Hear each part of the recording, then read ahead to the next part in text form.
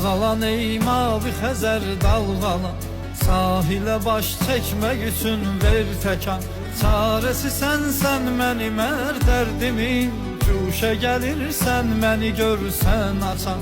Çarəsi sənsən mənim hər dərdimin, cuşa gəlirsən məni görsən açan. Bilməyirəm ki bu nədəndir, nədən təkcə rahatlıq tapıram səndə mən.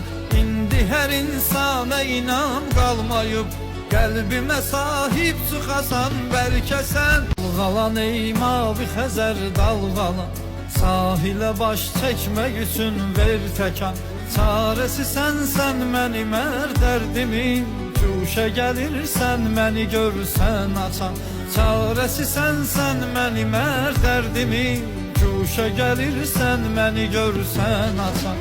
Bilməyirəm ki bu nədəndir, nədən təkcə rahat